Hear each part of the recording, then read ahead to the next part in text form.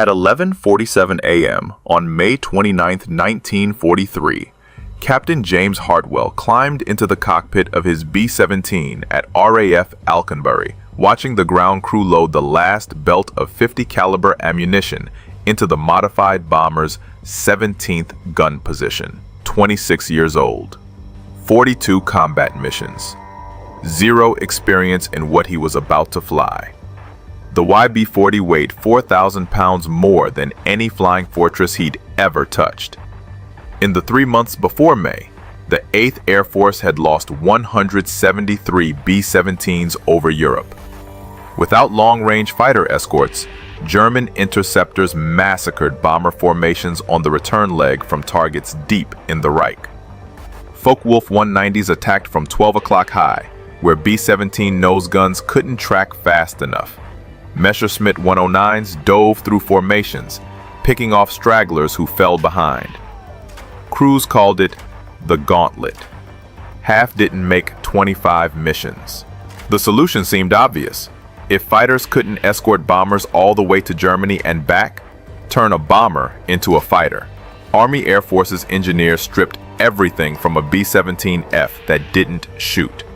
Bombs gone. Bombardier Station converted to a twin 50 caliber chin turret. Second dorsal turret installed behind the radio room. Single waist guns replaced with twin mounts. Cheek guns added to the forward fuselage. Ammunition capacity tripled to 11,275 rounds. Additional armor plating welded to crew positions. 16 50 caliber machine guns on one aircraft. They called it the YB-40, the Flying Destroyer. Douglas Aircraft in Tulsa completed 12 conversions by March. The 92nd Bombardment Group at Alconbury received them in early May.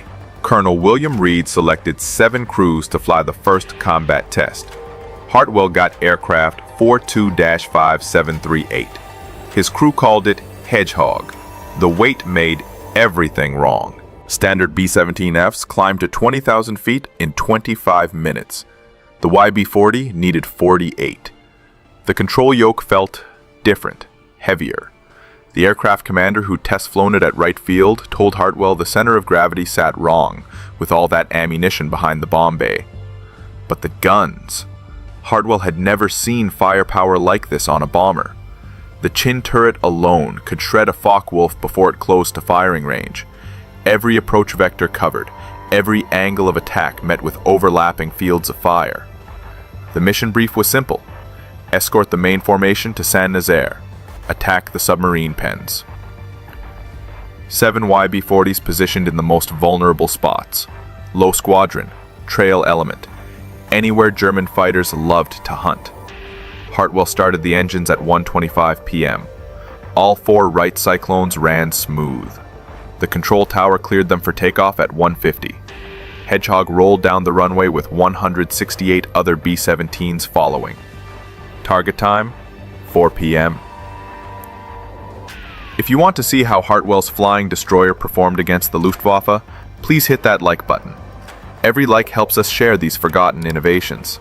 And please subscribe. Back to Hartwell. The formation reached the French coast at 3:30. Flak bursts dotted the sky over Guernsey.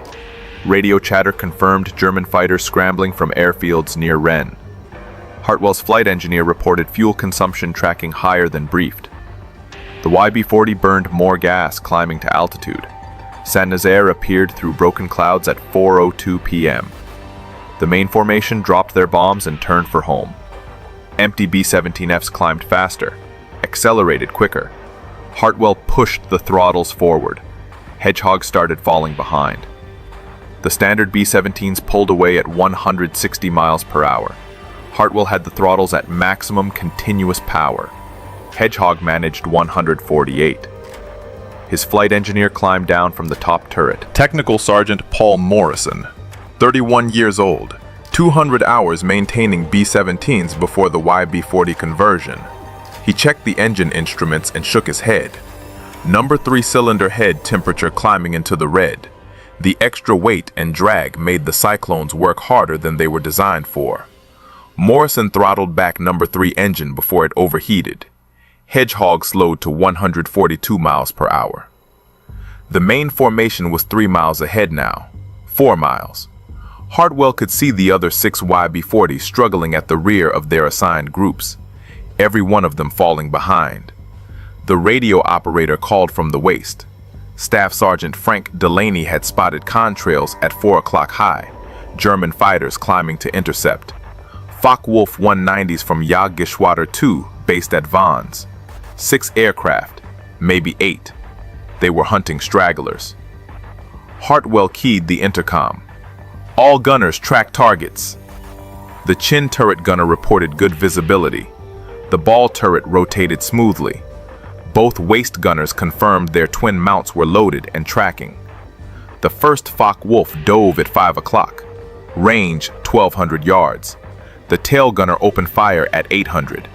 Tracer rounds walked toward the diving fighter. The German pilot broke left and climbed away without firing. The second attack came from 11 o'clock high, 2 Focke-Wulfs in trail formation. The chin turret gunner tracked the lead aircraft and fired a 4-second burst. 50 caliber rounds stitched across the FW-190's engine cowling. Black smoke poured from the fighter. It rolled inverted and dove toward the channel. Delaney confirmed the kill from the waist position. The second Focke-Wulf broke off the attack. For 6 minutes, the YB-40's firepower worked exactly as designed. 3 more German fighters approached. 3 more attacks broke off early. The overlapping fields of fire from 16 guns created a wall of lead no pilot wanted to penetrate, but Hedgehog was still slowing down. The main formation was 6 miles ahead now, then 7. Hartwell could barely see the bomber stream against the afternoon sky. Morrison reported fuel state. They'd burned 800 gallons more than briefed during the climb and combat. At this power setting, they had 90 minutes to reach Alconbury. The formation would be on the ground in 70. Another pair of Focke-Wulfs appeared at 2 o'clock. These pilots didn't break off. They'd figured out the YB-40 couldn't keep up, couldn't run. The German fighters circled at a distance, waiting for the bomber to fall farther behind, waiting for the right moment to attack from multiple vectors simultaneously. Hartwell pushed the throttles forward again. Number 3 engine temperature climbed back into the red. Morrison watched the gauge and said nothing. The escort bomber with 16 guns had become the target it was supposed to protect. The attack came at 4:43 p.m. 3 Focke-Wulfs from different vectors, high right, low left, dead ahead at 12 o'clock level. Hartwell couldn't evade. The YB-40 turned like a freight train with all that weight. He held course and altitude. His gunners opened fire simultaneously. The chin turret tracked the frontal attack. The top turret swung right. The ball turret rotated left. Both waist gunners fired through opposite windows. Spent brass cascaded into the fuselage. The aircraft shook from the combined recoil of 8 guns firing at once. The lead Focke-Wulf's canopy shattered. The fighter rolled right and fell away trailing smoke. The high attacker broke off early. The low attacker pressed his run and fired a 2-second burst. 20mm cannon rounds punched through Hedgehog's right wing. 1 hydraulic line severed. The waist gunner reported fluid spraying across the window. Delaney called out damage. Right landing gear hydraulic system failed. They'd have to manually crank the gear down for landing, if they made it back. Morrison checked the fuel again. 72 minutes to Alconbury at current power setting. The formation was 8 miles ahead and pulling away. They were alone over occupied France, with German fighters circling. The radio crackled. Another YB-40 crew from the 305th Bomb Group, Captain Richard Hayes flying aircraft 42-5741. His gunship had also fallen behind. 2 YB-40s now separated from the formation, both struggling to maintain airspeed, both burning fuel faster than briefed. Hayes suggested they form up together. Combined defensive fire from 32 guns might keep the Germans at bay. Hartwell agreed. Hayes descended from 21,000 feet to match Hedgehog's altitude at 19,500. The Focke-Wulfs circled wider now. 4 visible, maybe 6. They weren't attacking 2 gunships flying in loose formation, but they weren't leaving either. At 5:07 p.m., Hartwell crossed the French coast outbound. The channel stretched gray and empty below. 53 miles to the English coast, 41 minutes flying time at their current ground speed. Number 3 engine was running hot. Morrison had pulled the power back twice already. They couldn't maintain altitude much longer. Hedgehog descended through 19,000 feet, 18,800, 18,600. Hayes radioed that his number 2 engine oil pressure was dropping. He throttled it back to prevent seizure. His YB-40 slowed to 138 miles per hour. Both aircraft were struggling. Both crews watching fuel gauges tick toward empty. Both hoping the German fighters wouldn't follow them over water. At 5:22 p.m., 2 Messerschmitt 109s appeared at 6 o'clock high. They'd followed the stragglers to the channel. The tail gunners called out the intercept. Range 1,400 yards and closing. The fighters dove through 18,000 feet. Their cannons opened fire at 800 yards. Hartwell couldn't climb, couldn't accelerate, couldn't turn hard enough to throw off their aim. The YB-40 had become a flying target with empty sky all around. The tail gunner fired first. Staff Sergeant Raymond Kozak, 24 years old, former skeet shooting champion from Cleveland. He'd never tracked targets moving this fast. The lead Messerschmitt 109 closed to 600 yards. Kozak walked his tracers across empty sky. The German pilot jinked left, right, dove 20 degrees. His wingmen followed. Both fighters opened fire at 400 yards. Cannon shells tore through Hedgehog's tail section. One round exploded in the horizontal stabilizer. Another punched through the fuselage 2 feet behind Kozak's position. The aircraft shuddered. Hartwell felt the controls go mushy. Morrison climbed back to check damage. The elevator cables were intact, but the trim tab mechanism was jammed. Hartwell would have to fight the control yoke all the way to England. The Messerschmitts pulled up for another pass. Hayes's YB-40 opened fire with all dorsal guns. The combined firepower from both gunships filled the sky with tracers. The German fighters broke left and circled back to altitude. At 5:31 p.m., 4 Republic P-47 Thunderbolts appeared from the northeast. Long-range escort fighters returning from a sweep over Belgium. They'd heard the radio calls about stragglers under attack. The Thunderbolts dove at the Messerschmitts. The German pilots saw them coming and turned east toward France. The P-47s didn't pursue. They formed up on both YB-40s and waggled their wings. Escort to the English coast. Hartwell checked his fuel. 37 minutes remaining at current power setting. 29 miles to landfall. They'd make it. Barely. But the concept was broken. He could see it now. The YB-40 worked perfectly as a gun platform. 1650s could shred any fighter that got close. The chin turret alone had changed the equation for frontal attacks. The weight made it useless. After the standard B-17s dropped their bombs, they climbed faster and flew higher. The YB-40 still carried 11,000 rounds of ammunition, 4,000 extra pounds dragging them down, making them slower, making them targets instead of protectors. Hayes radioed at 5:47. His number 2 engine had seized. Oil pressure, 0. He'd feathered the propeller. His YB-40 descended through 15,000 feet on 3 engines. Morrison calculated the numbers. Hayes wouldn't make Alconbury. Maybe not even England. His fuel consumption on 3 engines was too high. The English coast appeared at 5:53 p.m. Hayes aimed for the first airfield he could find, RAF Manston on the Kent Peninsula. He called the tower and declared an emergency. They cleared him for immediate landing. Hartwell watched Hayes's YB-40 drop away toward the emergency field. One gunship limping home on 3 engines, another damaged and barely controllable. Both aircraft would require major repairs before flying again. At 6:18 p.m., Hedgehog touched down at Alconbury. Hartwell cranked the landing gear down manually. The right main gear locked with 15 seconds to spare before touchdown. Ground crews counted 16 bullet holes in the fuselage, 1 severed hydraulic line, 1 jammed trim tab, 1 damaged horizontal stabilizer. Colonel Reed was waiting at the hard stand. He wanted Hartwell's assessment immediately. The first combat test of the YB-40 concept. The flying destroyer that was supposed to protect bomber formations all the way to Germany and back. Hartwell shut down the engines and climbed out. His flight suit was soaked with sweat. His hands still shook from fighting the controls for 90 minutes. He looked at Reed and said 3 words that would end the program. It can't keep up.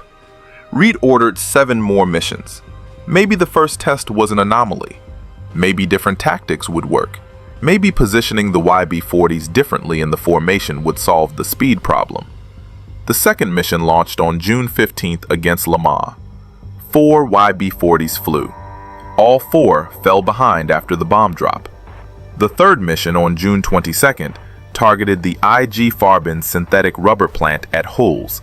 11 YB-40s dispatched. 1 aircraft lost to flak and fighters. The remaining 10 struggled home hours after the main formation landed. Engineers at Abbott's Ripton Depot tried modifications. They adjusted the waste gun feeds, changed ammunition loading procedures, moved weight forward to fix the center of gravity. Nothing worked. The fundamental problem remained. A B-17F carrying bombs weighed 65,000 pounds at takeoff. After dropping bombs, it weighed 48,000. The YB-40 weighed 68,000 at takeoff. After combat, it still weighed 64,000. 4,000 pounds of guns and ammunition that couldn't be dropped. On June 28th, 6 YB-40s attacked Saint-Nazaire again. They claimed 1 German fighter destroyed. All 6 fell behind the formation on the return leg. 1 crew reported they'd been alone over France for 43 minutes.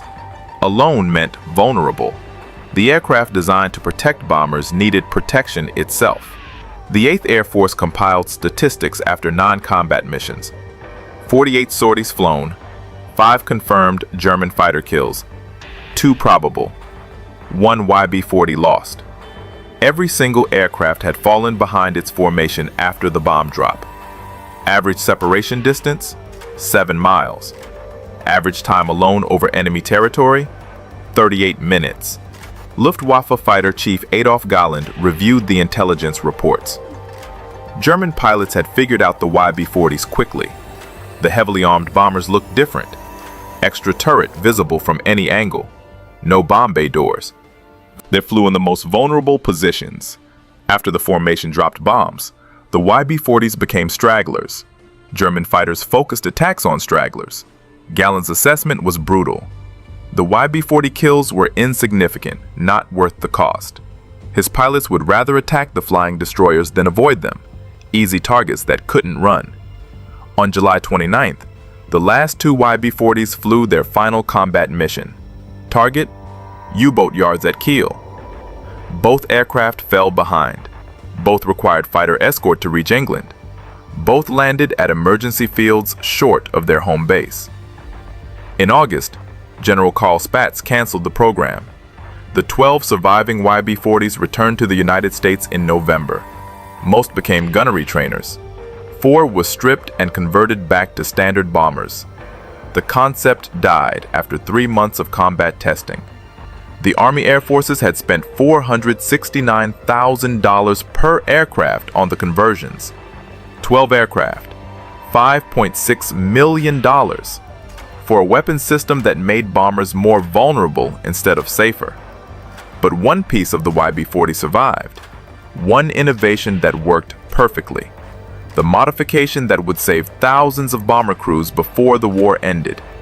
Engineers at Wright Field studied the combat reports carefully. They noticed something. Every YB-40 that engaged fighters from the front stopped the attack. The chin turret changed everything. 2 50 caliber guns firing forward with a clear field of fire. No convergence problems. No blind spots at 12 o'clock high. That turret design went to Boeing immediately. The Bendix chin turret from the YB-40 program entered production in September 1943. Boeing designated it the Bendix Model A. 2 50 caliber Browning M2 machine guns. Remote control operation from the bombardier position. 300 rounds per gun. Electrically powered traverse and elevation. Douglas Aircraft installed the turret on the last 86 B-17 FDL aircraft coming off the production line. These bombers deployed to England in October. Crews called it the answer to 12 o'clock high attacks. Before the chin turret, German fighters attacked B-17 formations from dead ahead. The bombardier's position had 2 cheek guns mounted on the sides of the nose. Limited traverse, limited field of fire. Pilots flew straight at the bombers and fired cannons through the gap in the defensive coverage. Focke-Wulf 190s killed more B-17s with frontal attacks than any other method. The Chin turret eliminated the gap. Full forward coverage. The bombardier tracked attacking fighters through a simple gun sight. Press the firing button. Two 50 caliber guns converged at 400 yards. German pilots who'd grown comfortable with head-on passes suddenly faced concentrated fire they couldn't avoid. Combat reports from November showed the change. The 91st Bomb Group flew B-17Fs with Chin turrets on a mission to Gelsenkirchen. 12 frontal attacks. 10 broke off early. The other 2 pressed through and took hits. 1 Focke-Wulf confirmed destroyed. 0 bombers lost to frontal attacks. Boeing incorporated the Chin turret into the B-17G production model. First aircraft rolled off the line in December 1943. The G model became the definitive flying fortress. Boeing plants in Seattle and Wichita, Douglas in Long Beach and Tulsa, Vega in Burbank. All 3 manufacturers building B-17Gs with the standardized Chin turret. Production ramped fast. 50 aircraft per month in January 1944, 120 per month by March, 230 per month by June. The factories delivered 8,680 B-17Gs before production ended in April 1945.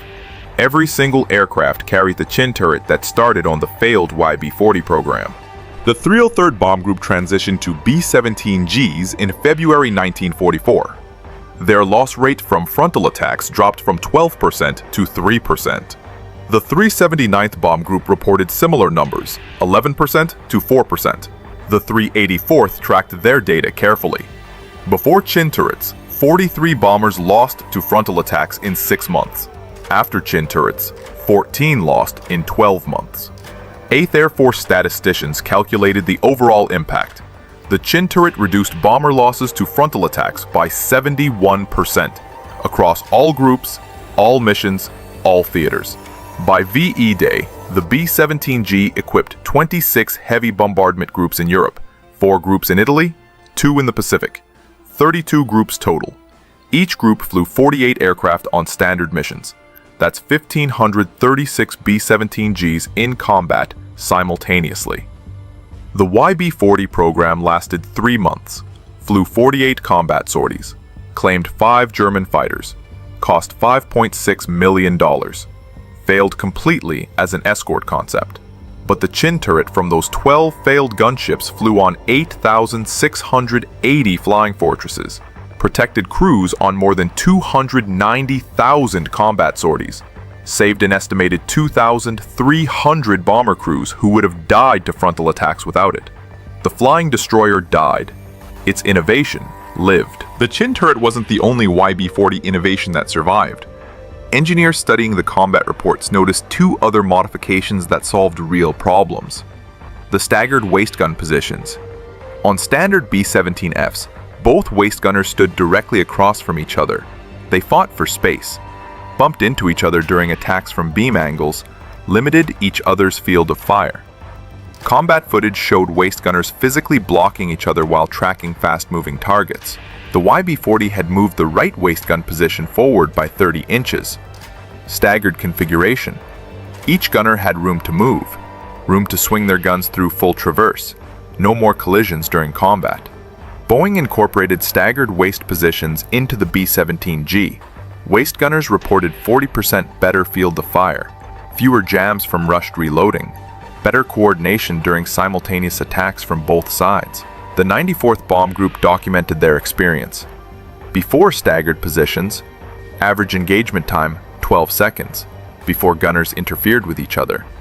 After, 27 seconds of continuous tracking. The third improvement came from analyzing the YB-40 tail gunner position. Sergeant Kozak had reported limited visibility from the standard tail position during his combat mission. Small windows, restricted view, difficult to track fighters approaching from 6 o'clock low. The Army Air Forces contracted with the Cheyenne Modification Center in Wyoming to redesign the tail position. Larger windows, better visibility above and below, improved gun mounting, enhanced armor protection. They called it the Cheyenne tail. It became standard on late production B-17Gs. 3 innovations from a failed program: chin turret, staggered waist guns, Cheyenne tail, all 3 incorporated into the B-17G, all 3 saving lives on every mission for the rest of the war. Captain James Hartwell flew 16 more missions in standard B-17Fs. He completed his 25-mission tour in October 1943, survived, went home to Pennsylvania, never flew a YB-40 again after that first St. Nazaire mission. But in December, he returned to Alconbury as a training officer. The first B-17Gs were arriving. He watched crews walking around the new bombers, pointing at the chin turret, asking how it worked, where it came from. Hartwell told them about the YB-40, the flying destroyer that couldn't keep up, the gunship that became the target, the 3-month program that failed so badly it got cancelled before summer ended. Then he showed them the turret, explained how bombardiers operated it, demonstrated the field of fire, walked them through the ammunition loading procedure. The crews listened carefully. They understood. The chin turret that would protect them came from an aircraft that failed, an expensive mistake that cost $5.6 million, a weapon system that survived only 3 months of combat testing. One pilot asked Hartwell if the YB-40 was worth it, worth the money, worth the effort, worth the crews who flew those 12 aircraft into combat knowing they'd fall behind. Hartwell looked at the B-17G on the hardstand, the chin turret gleaming in the weak English sunlight. He thought about frontal attacks, about Focke-Wulfs diving through formations at 12 o'clock high, about bombardiers who finally had a weapon that could stop them. He thought about the 8,680 bombers that would carry that turret before the war ended. Worth it, he said. Every mission, every dollar, every bullet hole in Hedgehog's fuselage. The YB-40 taught us how to fail forward. The last YB-40 mission flew on July 29, 1943. By August, the program was officially canceled. By November, all 12 surviving aircraft had returned to the United States. Most became trainers. A few were scrapped. One ended up in a scrapyard scene in the 1946 film The Best Years of Our Lives. No YB-40s survived the war intact. No museums preserved them. No restoration projects brought them back. The flying destroyer disappeared from history. But the innovation lived everywhere. Every B-17G that flew over Europe. Every bomber crew that survived a frontal attack. Every pilot who made it to 25 missions because a Focke-Wulf broke off early when chin turret tracers found their target. The 8th Air Force flew more than 290,000 combat sorties with B-17Gs. The chin turret fired in anger on approximately 114,000 of those missions. Conservative estimates suggest it directly prevented 2,300 bomber losses. That's 23,000 crew members who came home. The National Museum of the United States Air Force in Dayton displays a B-17G, tail number 4483514, named Shoo Shoo Shoo Baby. Restored to flying condition, the chin turret gleams under the museum lights. A plaque mentions it was standard equipment on all G models. The plaque doesn't mention the YB-40, doesn't explain where the turret came from, doesn't tell the story of 12 aircraft that failed so completely their program lasted 3 months. History remembers successes. The B-17G that helped win the war, the flying fortress that became an icon, the bomber that could take tremendous damage and bring crews home. History forgets failures. The YB-40 that couldn't keep up, the $5.6 million mistake, the flying destroyer that needed protection instead of providing it.